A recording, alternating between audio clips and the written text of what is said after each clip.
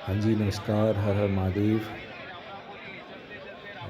आप दर्शन कर रहे हैं गंगा मैया का और महाशिवरात्रि के उत्सव पर इतनी भारी भीड़ ये सारी दर्शनार्थियों की है जो लगभग सभी नीलकंठ की यात्री हैं।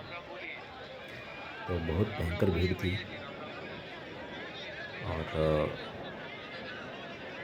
यात्री जो है स्नान कर रहे थे और बोतलों में जल भर करके और नीलकंठ लेकर जाने की तैयारी कर रहे थे। तो अमूमन जो भीड़ होती है वो कुंभ के मेलों में ज़्यादा होती है या फिर सावन के समय में ज़्यादा होती है, लेकिन ये बहुत ज़्यादा इस बार महाशिवरात्रि पर भीड़ थी। और हमने भी कोशिश करी कि नीलकंठ जाया जाए।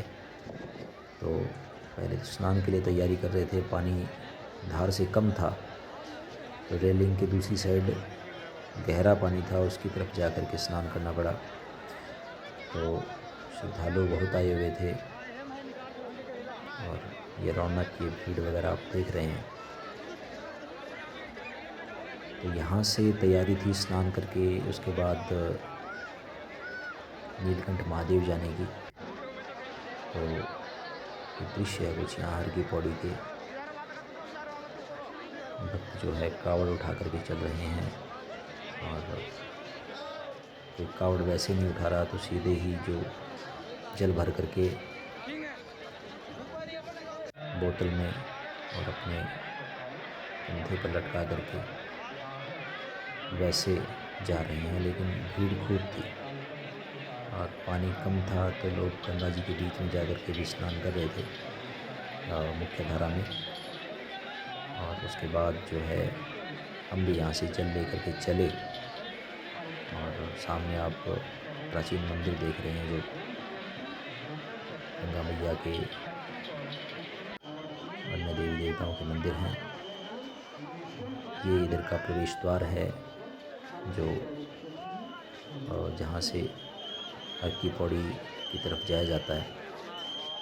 और ये सामने मंदिर है बाबा भैरव, महाकाली और गंगा मैया का, महालक्ष्मी मैया का। ये द्वार तो अभी इन्हीं सालों में बना है, पहले नहीं हुआ करता था। और यहाँ पे अच्छी व्यवस्था जो है जूतों की और की दोनों साइड अच्छी व्यवस्था कर दी गई है। तो अच्छा मतलब भी जो है एक माहौल था। यहाँ से हम आगे जाने की हमने तैयारी करी।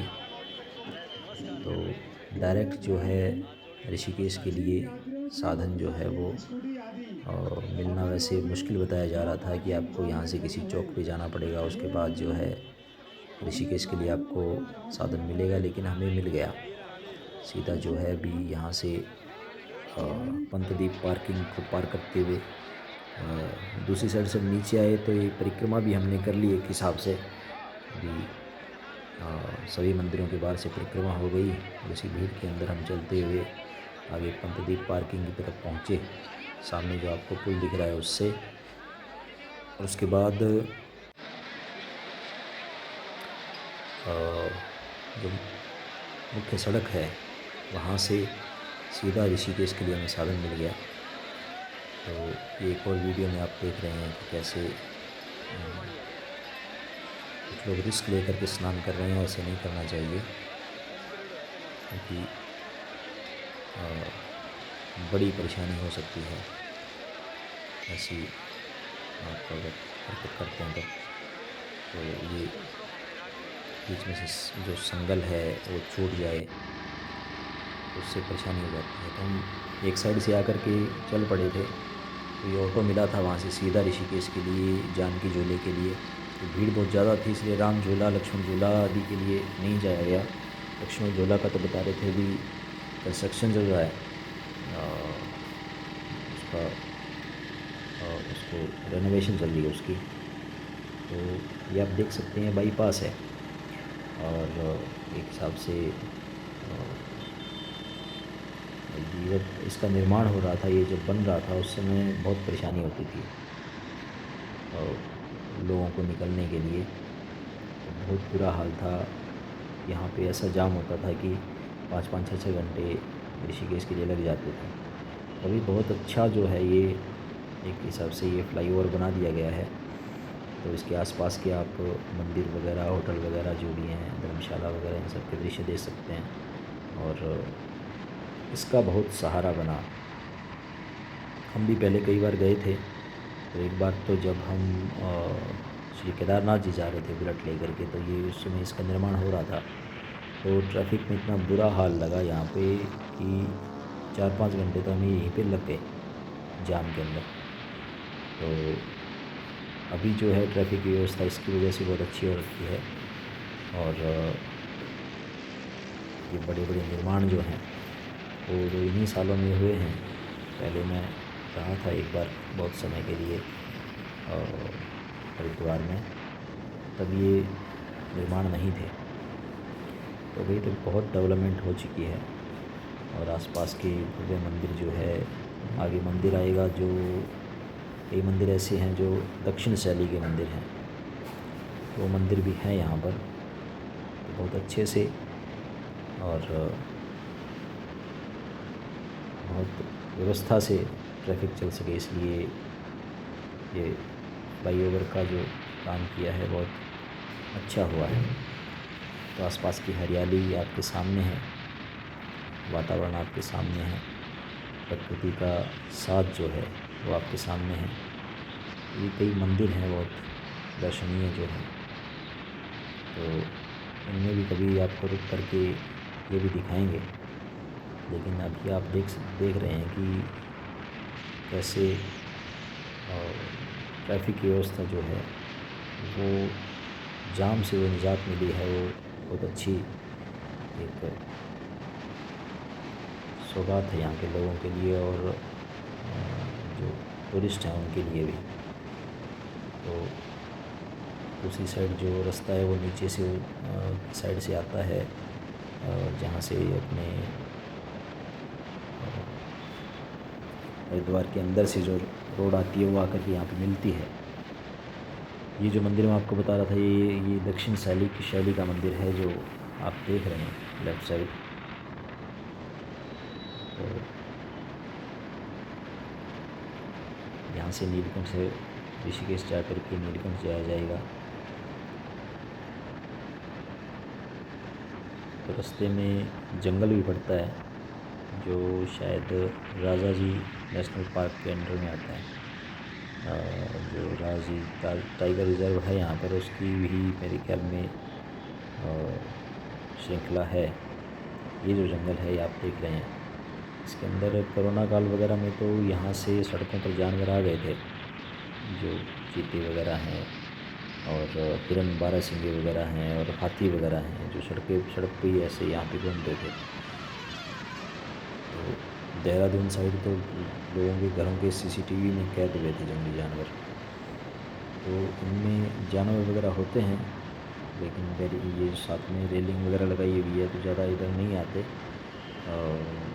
ट्रैफ़िक होता है, ट्रैफ़िक का शोर होता है तो भी नहीं आते। लेकिन फिर भी यहाँ पर हाथी वगैरह अंदर जंगलों में है। अच्छी यहाँ पर वनस्पतियों की सुगंध थी और जंगल का जैसे एक माहौल होता है वो माहौल था। यहाँ पर साधन चलना अपने आप में बहुत, रात को चलें तो बहुत ध्यान से चलें। तो हम ऋषिकेश पहुँच कर के ये जानकी झूला है जो अभी इन्हीं सालों में बना है। राम झूला और लक्ष्मण झूला तो अंग्रेज़ों के समय के हैं, और ये जो बड़ा एक और पुल बना है इसे जानकी झूला कहा जाता है। जानकी पुल, झूला नाम इसलिए कई लोग सोचते हैं कि कुछ झूले जैसी चीज़ होगी, लेकिन ये झूला इसलिए है कि ये वायर कनेक्टेड जो है पुल है।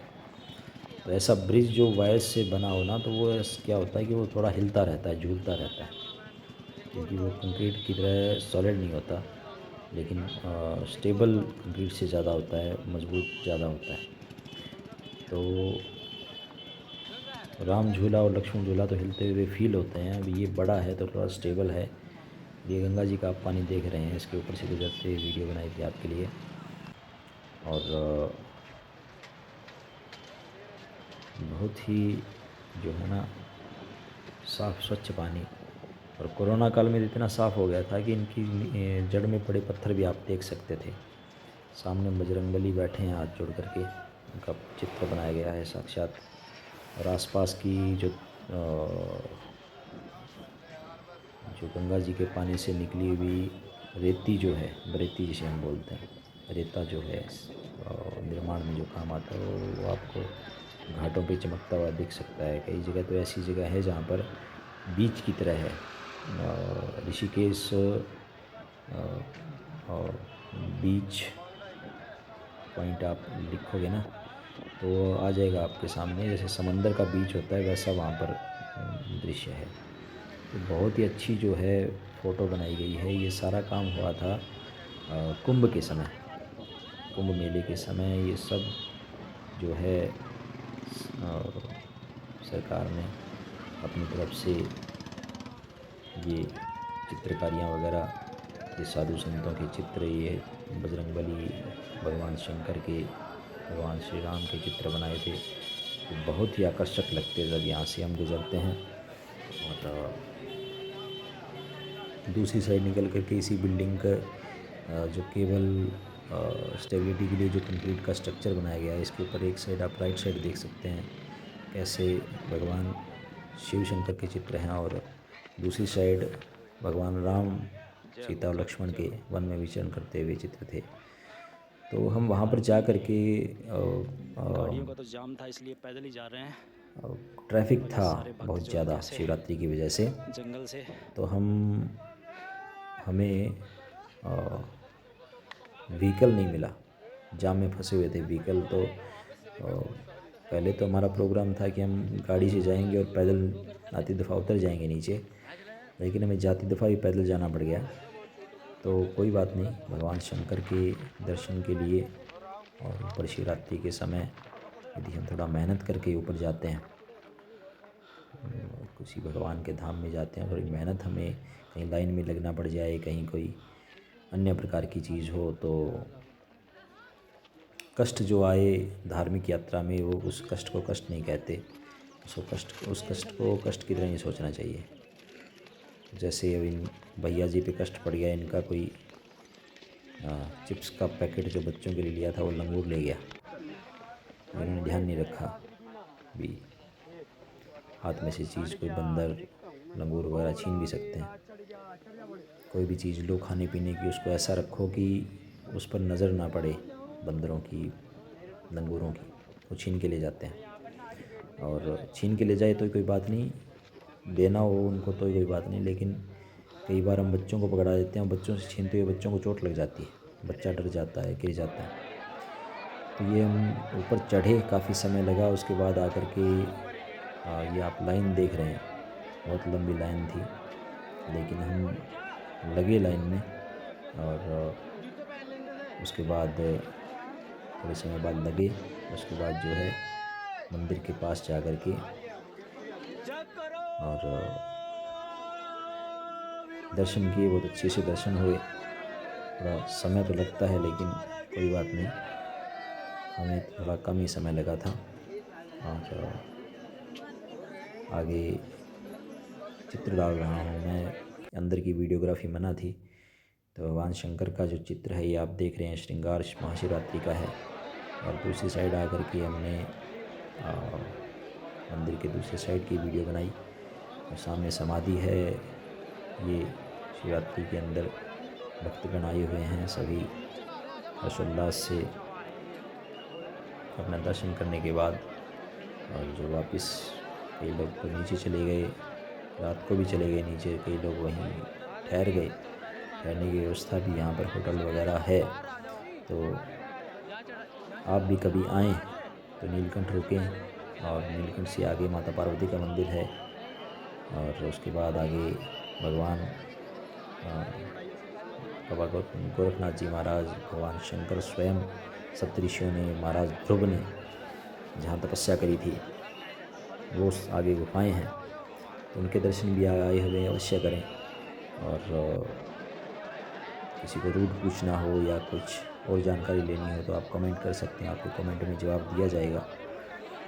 और सभी को भगवान शंकर सुखी रखें, सभी की मनोकामनाएं पूर्ण हों। और एक बार फिर से महाशिवरात्रि की आप सभी को हार्दिक शुभकामनाएं।